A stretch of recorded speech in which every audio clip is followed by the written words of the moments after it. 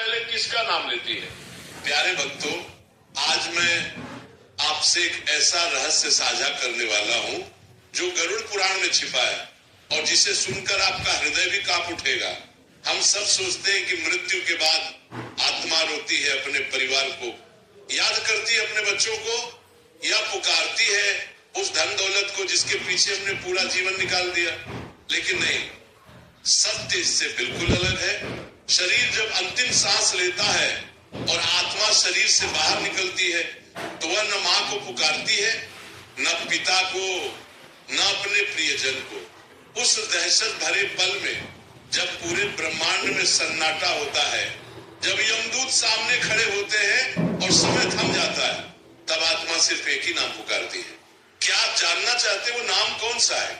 मेरी विनती है, इस कथा को पूरे श्रद्धा, पूरे भाव और पूरे मन से अंत तक सुनिएगा, क्योंकि आज जो सत्य मैं आपको बताने जा रहा हूं वो आपके जीवन की दिशा बदल सकता है।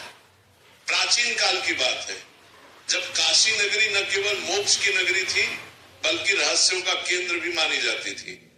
गंगा के किनारे एक पुराना घाट था जिसे मौन घाट कहते थे। वहां एक वृद्ध पंडित रहते थे जिनका नाम आचार्य विष्णुदत्त था। आचार्य ने अपना पूरा जीवन गरुड़ पुराण और कठोपनिषद के अध्ययन में बिताया था। उनके पास दूर दूर से लोग ये जानने आते थे कि जीवन का अंत क्या है, लेकिन आचार्य अक्सर मौन रहते थे।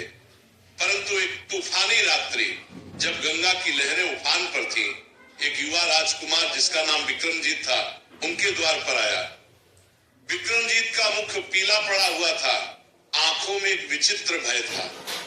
उसने अभी अभी अपने पिता राजा भानु प्रताप की दर्दनाक मृत्यु देखी थी। वह विचलित था, न उसे राजपाट में रुचि थी न ही भोजन में। उसके मन में केवल एक ही प्रश्न गूंज रहा था। उसने आचार्य के चरणों में गिरकर कांपते स्वर में पूछा, आचार्य, मैंने अपने पिता को अंतिम समय में कुछ बुदबुदाते देखा। उनकी आंखें शून्य में किसी को खोज रही थी। मेरे मन में एक ही प्रश्न है जो मुझे सोने नहीं देता। जब शरीर छूटता है, जब सांसें थम जाती हैं, तो वह जीव, वह आत्मा उस अंधकार में सबसे पहले किसे पुकारती है? क्या वह यमराज को पुकारती है, ईश्वर को, या अपने परिजनों को? आचार्य विष्णुदत्त ने दीप की लौ को शांत भाव से देखा। बाहर बादलों की गर्जना हो रही थी। उन्होंने राजकुमार को पास बैठाया और कहा, पुत्र, ये प्रश्न केवल तुम्हारा नहीं, सृष्टि के हर उस जीव का है जो मृत्यु से भयभीत है।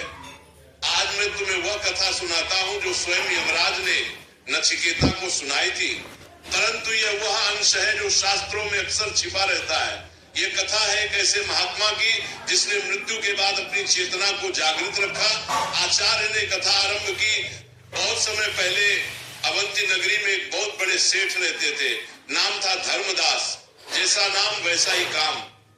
धर्मदास ने जीवन भर दान पुण्य किया, मंदिरों का निर्माण कराया, गरीबों को भोजन कराया। सारा नगर उनका गुणगान करता था। धर्मदास को लगता था कि जब मेरा अंत समय आएगा तो स्वयं स्वर्ग से विमान मुझे लेने आएगा। उनका परिवार विशाल था, 4 बेटे, बहुएं और पोते पोतियां। वो अपने सबसे छोटे पोते मोहन से अत्यधिक प्रेम करते थे। समय का चक्र चला और धर्मदास का अंतिम समय आ गया। वो अपने आलीशान कक्ष में रेशमी बिस्तर पर लेटे थे। वैद्य ने नाड़ी देखकर सिर हिला दिया था। पूरे कमरे में रोना धोना मचा हुआ था। बेटे संपत्ति की हिलात करे, चाबियों के बारे में फुसफुसा रहे थे। बहुएं रोने का नाटक कर रही थी और कुछ लोग सच में दुखी थे। धर्मदास की सांसें उखड़ने लगी। उनकी आंखों के सामने अंधेरा छाने लगा। वह जो सुन रहे थे वह बाहरी शोर नहीं था। उनके कानों में अजीब सी सन्नाटे की गूंज थी। जैसे ही अंतिम सांस निकली, शरीर झटका खाकर शांत हो गया। अब यहां से वह यात्रा शुरू होती है, राजकुमार, जो जीवित लोग नहीं देख पाते। जैसे ही धर्मदास का शरीर निष्प्राण हुआ, उन्हें एक झटका लगा। उन्हें लगा कि वह एक गहरे कुएं से बाहर खींचे जा रहे हैं। अगले ही पल वो अपने ही शरीर के ऊपर हवा में तैर रहे थे। उन्होंने नीचे देखा, वही शरीर जिसे उन्होंने वर्षों तक मलाई मेवे खिलाकर पाला था, अब एक लकड़ी के टुकड़े की तरह पड़ा था। धर्मदास को अभी ये समझ नहीं आया कि वो मर चुके हैं। उन्हें लगा कि वो कोई स्वप्न देख रहे हैं। उन्होंने जोर से चिल्लाने की कोशिश की, अरे मैं यहां हूं, तुम लोग रो क्यों रहे हो? वैद्य जी मुझे उठाओ। लेकिन उनकी आवाज, वह आवाज कहीं नहीं थी। उनके गले से शब्द तो निकले पर ध्वनि पैदा नहीं हुई, हवा में कोई कंपन नहीं हुआ। उन्होंने अपने बड़े बेटे के कंधे पर हाथ रखा, लेकिन उनका हाथ धुएं की तरह आर पार हो गया। धर्मदास घबरा गए, वो इधर उधर भागने लगे। मेरी पत्नी, मेरे बच्चे, कोई तो मुझे देखो। वो चीख रहे थे, तड़प रहे थे। यही वो क्षण होता है राजकुमार, जब आत्मा को पहला और सबसे भयंकर आघात लगता है, अस्तित्व का मिट जाना। तभी कमरे का दृश्य बदलने लगा। जो लोग रो रहे थे, अब धर्मदास को उनके चेहरे भयानक दिखने लगे। उसे अपने बेटों के मन के विचार सुनाई देने लगे। जो बेटा जोर जोर से रो रहा था, उसके मन में चल रहा था, पिताजी ने तिजोरी की चाबी कहां रखी होगी?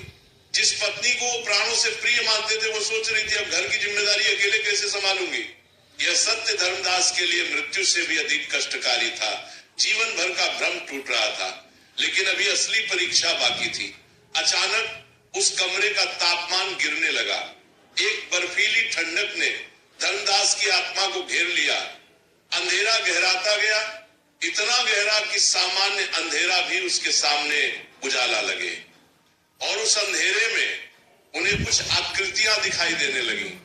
वे न तो मनुष्य थे न देवता, वे यमदूत थे। उनकी आंखें अंगारों की तरह दहक रही थी। धर्मदास, जिसने जीवन भर पुण्य किया था, भय से कांपने लगा। उसे समझ आ गया कि अब लौटने का कोई मार्ग नहीं है।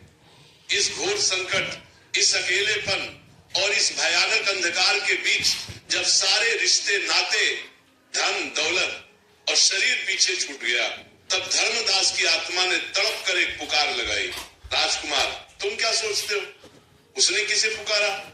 उस समय धर्मदास को न तो अपना धन याद आया, न ही अपने बेटे।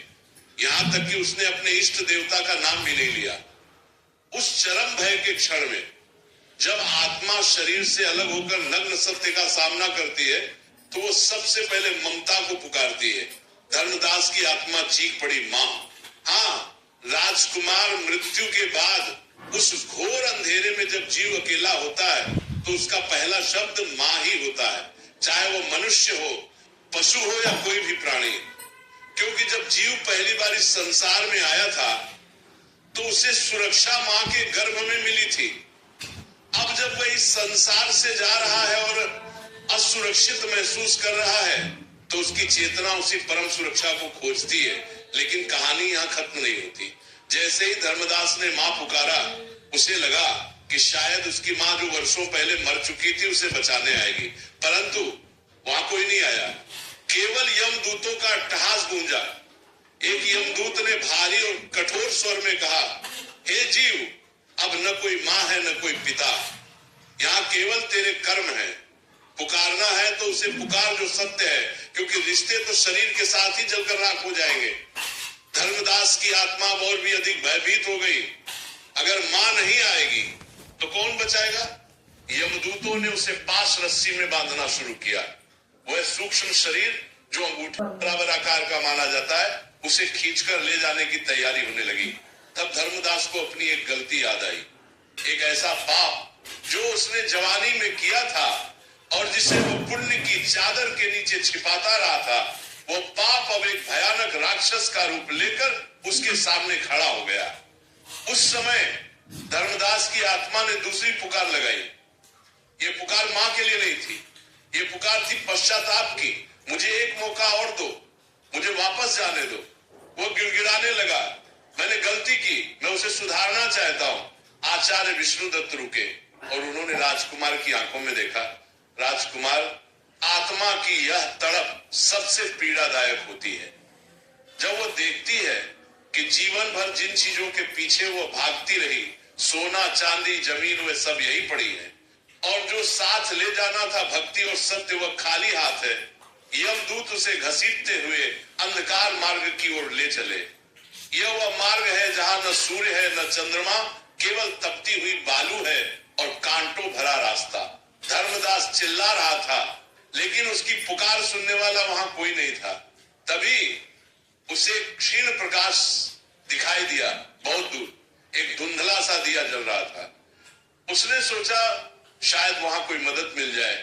वो उस प्रकाश की ओर खिंचा चला गया, लेकिन जैसे जैसे वो पास गया, उसने देखा कि वो प्रकाश किसी देवता का नहीं, बल्कि एक और आत्मा का था जो वहां भटक रही थी। वो आत्मा रो रही थी और कह रही थी, मुझे पानी चाहिए, मुझे पानी चाहिए। धर्मदास ने ध्यान से देखा, वो आत्मा कोई और नहीं बल्कि उसका अपना ही एक पुराना मित्र था, जिसकी उसने व्यापार में धोखा देकर संपत्ति हड़प ली थी। मित्र की आत्मा प्रेत योनि में तड़प रही थी। धर्मदास की आत्मा सिहर उठी। उसे समझ आ गया कि कर्म का फल कितना भयानक होता है। तभी एक यमदूत ने उसे जोर से खींचा और कहा, चल आगे तेरी यात्रा बहुत लंबी है। अभी तुझे वैतरणी नदी पार करनी है। वैतरणी, जिसका नाम सुनते ही बड़े बड़े योगियों का भी हृदय कांप उठता है। खून, मवाद और भयानक जल जंतुओं से भरी हुआ नदी। धर्मदास ने कांपते हुए पूछा, मैं इसे कैसे पार करूंगा? मेरे पास तो कोई नाव नहीं है। यमदूत हंसे, नाव? अरे मूर्ख, जिसने जीवन में गौदान किया हो, जिसने प्यासे को पानी पिलाया हो, उसके पुण्य ही नाव बनकर आते हैं। बता, तूने कभी निस्वार्थ भाव से किसी की प्यास बुझाई है? प्रिय दर्शक बंधु, कथा समाप्त होने से पहले मैं आपसे सिर्फ इतना ही कहना चाहता हूं, आपके एक छोटे से क्लिक में किसी की जिंदगी बदलने की ताकत छुपी है। हम इस चैनल से जो भी कमाई होती है, उसका हर हिस्सा एक इंसान, एक पशु पक्षी और एक जीव जंतु की सेवा में लगाया जाता है। जब आप सब्सक्राइब करते हैं, आप सिर्फ एक बटन नहीं दबाते, आप एक भूखे को भोजन देते हैं, एक घायल पक्षी का इलाज करवाते हैं, एक असहाय जीव को नई सांस देते हैं। शायद आप सोचे, मेरे सब्सक्राइब से क्या होगा? तो मैं दिल से कहता हूं, आपके एक सब्सक्राइब से एक जिंदगी मुस्कुराती है। तो आज अगर आपके दिल में जरा सा भी प्यार है, थोड़ी सी भी करुणा है, अगर आपको लगता है कि हम किसी के लिए कुछ अच्छा कर रहे हैं, तो इस नेक काम में बस एक लाइक और सब्सक्राइब से जुड़ जाइए। आपका हर क्लिक किसी की उम्मीद बन जाता है।